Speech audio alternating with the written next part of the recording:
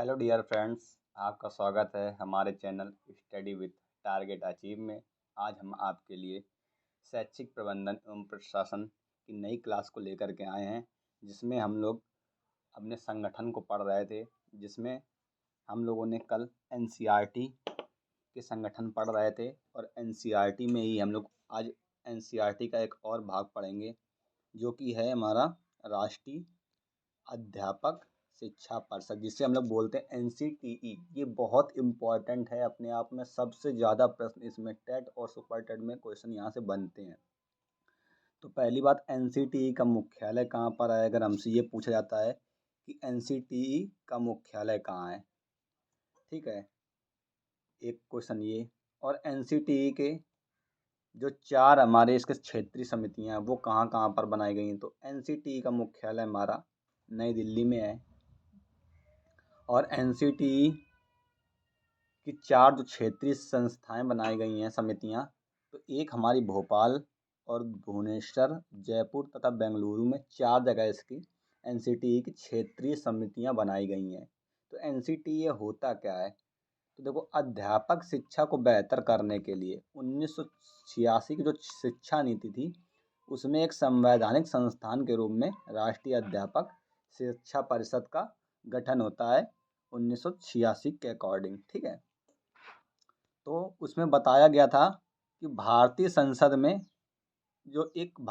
के पास एक अधिनियम है 17 अगस्त 1995 को राष्ट्रीय अध्यापक शिक्षा परिषद की स्थापना की गई। तो 1986 की जो हमारी शिक्षा नीति है उसमें बताया गया था, उसी के तहत हमारी राष्ट्रीय अध्यापक शिक्षा परिषद एनसीटीई की स्थापना होती है एक अधिनियम से, और जो कि स्थापना हमारी होती कब? 17 अगस्त 1995 को, ठीक है। और एनसीटीई का मुख्य कार्य क्या होता है कि इस निकाय का मुख्य कार्य है कि भारत में जो भी अध्यापक की शिक्षा है उसके मानक को निर्धारित करना, और अध्यापक शिक्षा से जितने भी संस्थान जुड़े हैं उनको मान्यता देना तथा अनियमितता पर उन्हें काली सूची में भी रखना। हम लोग बोलते हैं कि बहुत सारे कॉलेज ब्लैक लिस्टेड हो गए हैं, वो एनसीटीई का ही वर्क है। वो एनसीटीई सभी जितने भी कॉलेज होते हैं उनके जो भी अध्यापक के कॉलेज होते हैं उनके एनसीटीई जो होती है उसके मानक को निर्धारित करती है कि इसको क्या क्या क्राइटेरिया का पालन करना चाहिए। अगर वो विद्यालय उसके पालन करते हैं तो ठीक है, नहीं है तो उन्हें ब्लैक लिस्टेड में डाल दिया जाता है, ठीक है। तो ये हमारा इम्पॉर्टेंट है। तो एनसीटीई का सबसे इम्पॉर्टेंट ये होता है कि एनसीटीई में टोटल सदस्य कितने होते हैं? 43 होते हैं।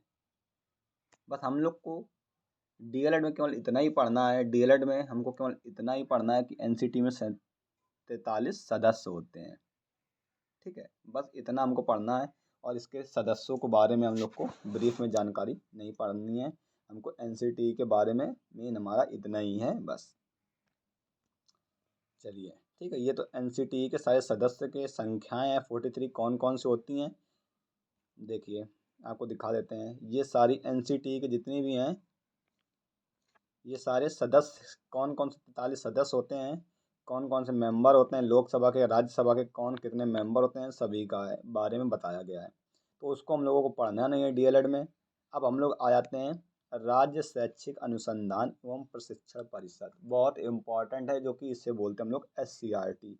एससीईआरटी का फुल फॉर्म क्या होता है? State council of education research and training, ठीक है। चलिए हम लोग इसको स्टार्ट करते हैं हमारा।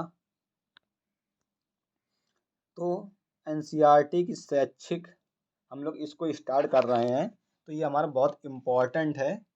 और सबसे बड़ी बात ये है कि ये हमारे लिए इम्पोर्टेंट ये इसलिए है क्योंकि ये एक एससीईआरटी है, और एससीईआरटी हमारे लिए बहुत इम्पॉर्टेंट है। तो एनसीईआरटी की शैक्षिक योजनाओं एवं व्यवस्थाओं के साथ सामंजस्य और संयोजन बैठाने के लिए 1900, ये आपको हो गए पिक्चर नहीं आए तो 1981 में उत्तर प्रदेश की जो सरकार है उसके द्वारा एससीईआरटी की स्थापना की जाती है। क्यों की जाती है? कि जो एनसीईआरटी की जो शैक्षिक योजनाएं हैं और उसके साथ साथ जो भी व्यवस्थाएं हैं उनके साथ सामंजस्य बैठाने के लिए हमको एनसीईआरटी की स्थापना 1981 में उत्तर प्रदेश सरकार द्वारा की जाती है। और इसका मुख्य उद्देश्य यही था कि शिक्षा के क्षेत्र में शोध करना, हमको जो सेवारत तथा सेवा पूर्व शिक्षकों का आकस्मिक निर्देशन करना, पाठ्यचर्या निर्माण एवं पाठ्य पुस्तकों का प्रकाशन करना, ये हमारा एससीईआरटी का मुख्य उद्देश्य है कि जो शिक्षा के क्षेत्र में नए नए शोध करना, सेवारत और जो सेवा पूर्व शिक्षक हैं उनका आकस्मिक निर्देशन करना, पाठ्यचर्या का निर्माण करना एवं पाठ्य पुस्तकों का प्रकाशन करना। अब हम लोग एससीईआरटी के उद्देश्य तो हमने देख लिया, अब हम लोग इसके कार्य पढ़ते हैं। एससीईआरटी के उद्देश्य क्या क्या हैं और कार्य क्या हैं।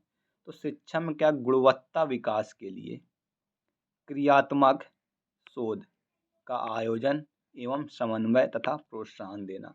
तो जो भी शिक्षा के क्षेत्र में गुणवत्ता के विकास के लिए हमको नए नए क्रियात्मक शोध होते हैं उनका आयोजन करवाना एवं उनमें समन्वय बैठाने के लिए समन्वय करना तथा प्रोत्साहन उनको देना। दूसरा हमारा है कि जो सेवारत जो कार्य कर रहे हैं अध्यापक तथा सेवा पूर्व जो कार्य कर चुके हैं उनके लिए भी प्रशिक्षण का आयोजन करवाना। तीसरा कार्य क्या है कि नवीनतम जो शिक्षण सामग्री है एवं शिक्षण विधियों का शोध एवं अनुसंधान के बाद व्यवहार में उतारने के लिए विद्यालयों तक पहुंचाना है। ठीक है, नवीनतम शिक्षण जो सामग्री है एवं जो नई नई शिक्षण विधियों का शोध करना एवं अनुसंधान के बाद व्यवहार में उतारने के लिए विद्यालयों तक पहुंचाना है।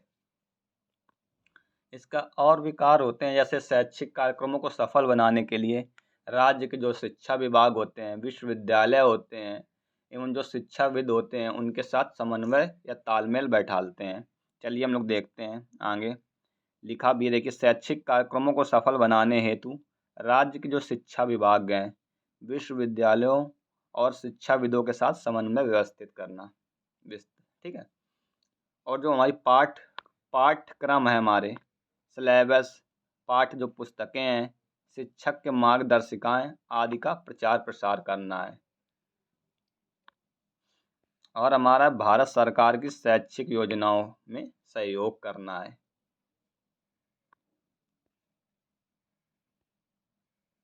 तो एससीईआरटी उत्तर प्रदेश कई संस्थानों एवं विभागों में बटा है, जिसमें प्रमुख विभाग निम्नलिखित। एससीईआरटी को बहुत सारे विभागों में बांटा गया है, तो उसके कौन कौन से भाग हैं हम लोग उनको कौन कौन से विभाग हैं उनको हम लोग देखते हैं। तो पहला है हमारा राज्य शिक्षा संस्थान।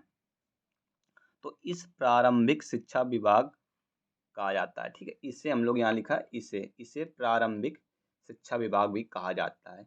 इसकी स्थापना 1964 में कर दी गई थी। आज इसका कार्य क्या है कि शैक्षिक जो जो योजनाएं होती हैं उनमें एक रूपता लाना, समान बनाना, शिक्षा को समकालीन बनाने में मुख्य रूप से जोड़ना, इनका यही मुख्य कार्य है। यह मुख्यतः प्रारंभिक शिक्षा एवं शिक्षक शिक्षा के क्षेत्र में योगदान देता है। यह अधिगम नाम की त्रैमासिक पत्रिका का प्रकाशन भी करता है। तो जो राज्य शिक्षा संस्थान है, यह अधिगम नाम की त्रैमासिक 3 महीने में एक पत्रिका प्रकाशन करता है और इसका मुख्य कार्य है कि प्रारंभिक शिक्षा और शिक्षक शिक्षा के क्षेत्र में महत्वपूर्ण योगदान देना। तो इसका उद्देश्य क्या है? इसका उद्देश्य यही है कि उपयोगी एवं महत्वपूर्ण शिक्षा से जुड़ी शैक्षिक साहित्य का सृजन एवं प्रकाशन करना, ये इसका उद्देश्य है। और भी इसके उद्देश्य क्या क्या हम देखते हैं कि शिक्षकों के सेवाकालीन प्रशिक्षण की व्यवस्था करना।